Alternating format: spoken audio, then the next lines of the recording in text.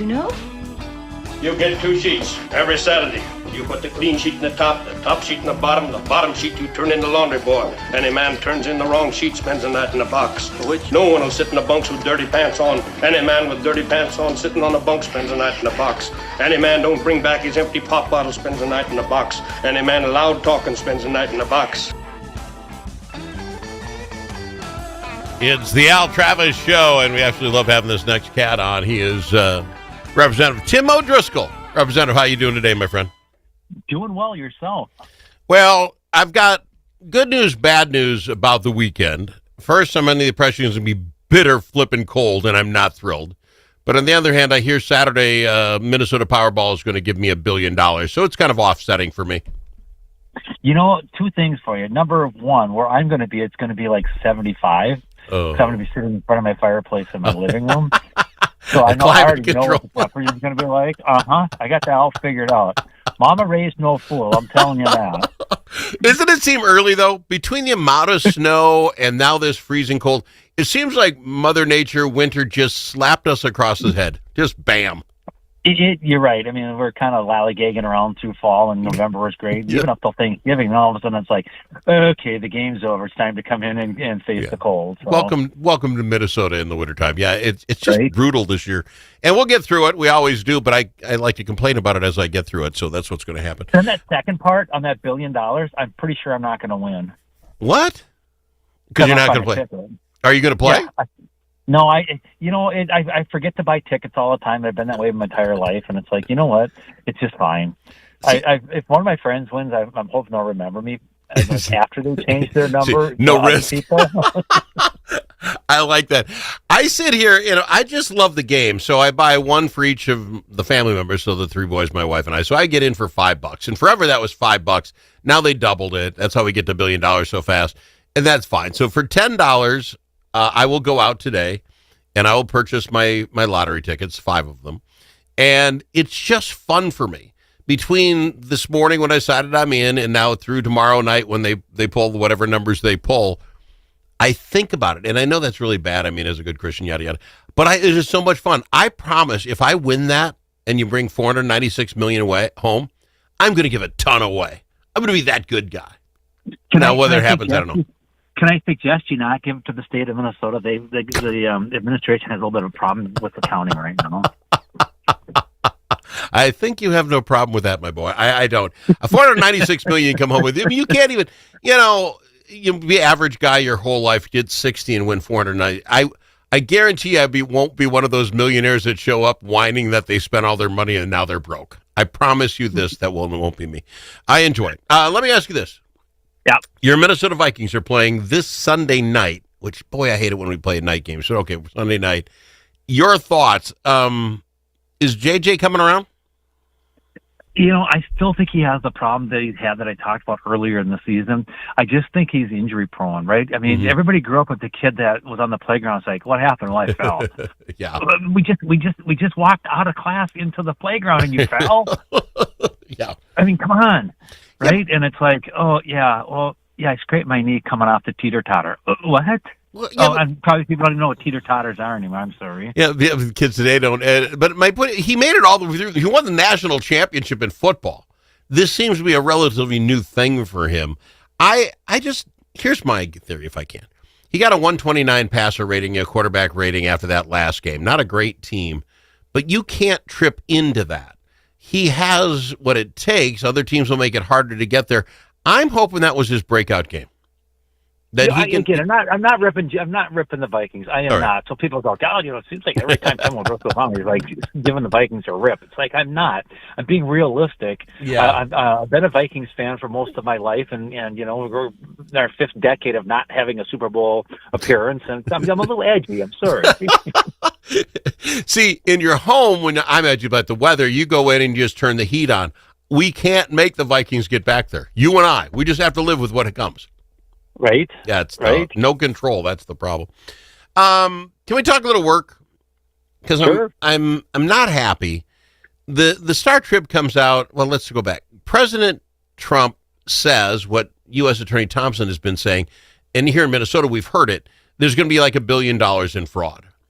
Trump brings it up, and now the national spotlight's on, right? Everybody's looking, everybody's saying this and that. The Star Tribune comes out and says, we don't think it's going to be $1 billion. Not even close. They're just, just making up out of whole cloth. And they do this whole article. I'm like, well, I know I heard this before. This isn't coming from nowhere. And the U.S. Attorney, I got Dr. Oz on the show yesterday. He's in charge of all this human services money. Yeah. What? Did I interrupt you? No, go ahead. I said, yep. So I got Yep, Dr. Oz on the program. He says it's going to be in the billions of dollars. So Star Trib comes out now this morning and has to describe why they did what they did with that article and how they came up with their number. Well, okay, so here's my first reaction to this. Okay. Right? Yep. So I say it's blue, you say it's red. Where are your facts to say it's blue? What are your facts to say it's red? For the newspaper to come out and just say, we don't think, was it on the news page or was it on the op-ed page? That's what we should start with. I think it was the news page. I don't have it anymore. But So we don't have any facts. We don't, we just, I don't think that's the case. Yeah. That's why I don't think it is. I got news for you. Mm-hmm. The federal government knows the money that they sent. There's accounting and reporting that has to happen. And when Donald Trump and the team are coming in and saying, you know what, we don't think that the numbers add up right here. Mm-hmm. We want to take a closer look on this. I would be very concerned when the federal government comes knocking at my door and says, how did you spend this money and where is it? Well, and to be dismissive, we just don't think that's what it's going to be. Well, there's a thing called credibility out there, and I think that compromises your credibility with no facts coming out and saying, well, we just don't think it's going to be. In the newspaper. If you're on the op-ed page, that's fine. Then you got to come up with a story to say how you got to your numbers because no one trusts what you did. They must have got a heck of a lot of pushback. But let me ask you this, because I don't think most Minnesotans know this. I checked onto it when Oz was coming on, Dr. Oz. He and I are tight. The Ozster, I like to call him. Minnesota's on the hook for 90% of that. It's a 90-10 deal.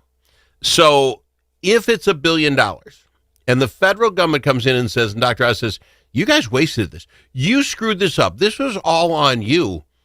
They could come after us, Minnesotans, for $900 million, which kind of seems like you and I are getting screwed over twice. Yeah, both lanes of traffic coming and going. So I don't think most Minnesotans understand that is what we're talking about. Now, that being said, sir, one more thing to just tee you off today. KSTP comes out with their report, and it's not good for you Republicans, my friend. Here it is. Over the course of 14 meetings, people, Republican-controlled House Fraud Prevention Committee might have focused attention on fraud. However, there's no evidence that this committee has stopped any fraud since February of 2025. It's you Republicans, you son of a... You know what? What? I'll tell you what. It's a good thing you're sitting down, and if you're not, you should be. I agree with that statement. There has been nothing that committee has done. And do you know why? I do. Because it's a House committee where it's split 50-50. Yep.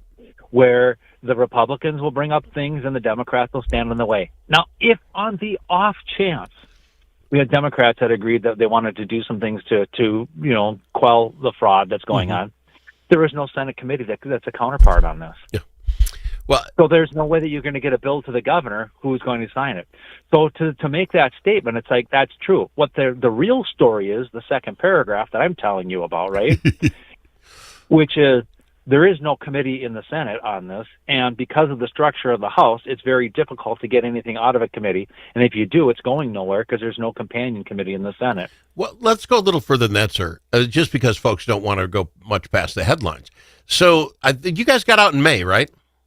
Mm-hmm. So from February to May, I have no idea how many times this committee met, but they've been meeting since. So of that 14 number, since May, all they're doing is meeting and collecting information and trying to find stuff out. They have nothing they can even throw to another committee until you all get back in February. This committee can't do anything. Why isn't this story about where's Walz been? Where's his administration been? What have they done since February? Well, here's the thing. It is the middle. What is it today? The 12th of December, right? Yep. And we are talking about it. We are talking about fraud. That's what that committee has been able to successfully do, is to keep the conversation in the news cycle. Fraud, fraud, fraud, fraud, fraud. and we've got a governor who's starting to go, I don't think people like me anymore because of something called fraud. I mean, he hasn't said that, but gosh, he sure has danced around that. Well, here's another story today, which you should relax now. We could probably disband the fraud committee in all reality, and Republicans can just stop worrying about this stuff. Governor Walz is going to make a move today to try to deal with fraud. He is naming a new director of program integrity to highlight state actions and address prevention of fraud. There it is. It only took him into his 8th year. Well, I will tell you what. On January 3rd, 2025, I got a call from the Commissioner of Commerce, who told me that the governor is putting together a fraud prevention committee, big fraud prevention committee, where he basically robbed all the different agencies and put together a little hub of like 30 or 40 people who are already supposed to be doing fraud investigation, and said, I've got this new team that's out there that's going to investigate fraud. Well, what's happened since January? It's December already, right? Yep. We're a good 11 and a half months into it. Nothing, except we're going to come out at the end of the year and have another, blue ribbon group that's going to go after fraud. Yeah, not feeling real good. I think we keep the fraud committee open for a while. We got to go to break. We've got him, Tim O'Driscoll, on. I really want to ask him, can we prevent fraud for once before it happens? And I want to talk about Minnesota paid family leave right after this. Hey, Brian, what do you call a lobbyist with a sense of humor? Me? Close. Momentum advocacy. We help clients get real results at the Capitol with strategy, relationships, and just enough charm to make it fun. From policy wins to media spots, we've got your back. Nonprofits, businesses, coalitions, we've helped them all. And we do it with nearly 90 years of combined experience. Momentum advocacy. As always, your friends at the Capitol. Learn more about our team at momentum-advocacy.com. This season, bring the whole family to see Irving Berlin's White Christmas. This smash hit musical based on the classic film returns by popular demand to delight you at Chanhassen dinner theaters. With loads of laughter and a stunning showcase of Irving Berlin songs, White Christmas is a celebration of the romance, friendship, and magic of the holidays. Make your plans today to see White Christmas. Visit chanhassendt.com.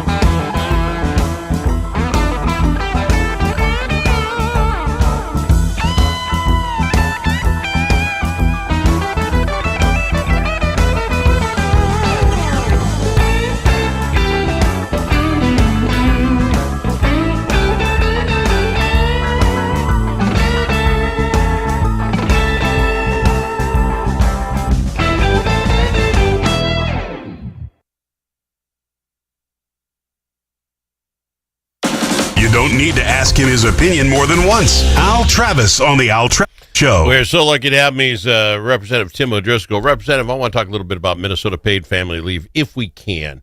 This is going to make everything else pale by comparison. I'm going to throw out real quickly my my scam idea, I want to throw it out there so many can partake. I'm going to start a new business called TGMS, To Get My Share. That's what it stands for, the Al Travis business. I hire my wife and my 3 boys, all at $100,000 a year to work for my fine company. Now, I let them know they're not going to get $100,000, but follow me on this.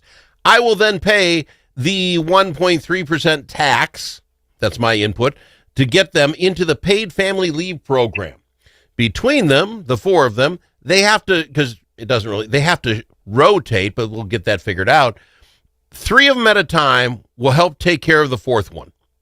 You're sick this week, little Bobby. Don't worry. The other 3 are going to take paid family leave to take care of you. They get half their salary. You got to rotate this bad boy. So by doing no work except pretending to take care of each other, each and every one of them will make $50,000 a year and not do a thing.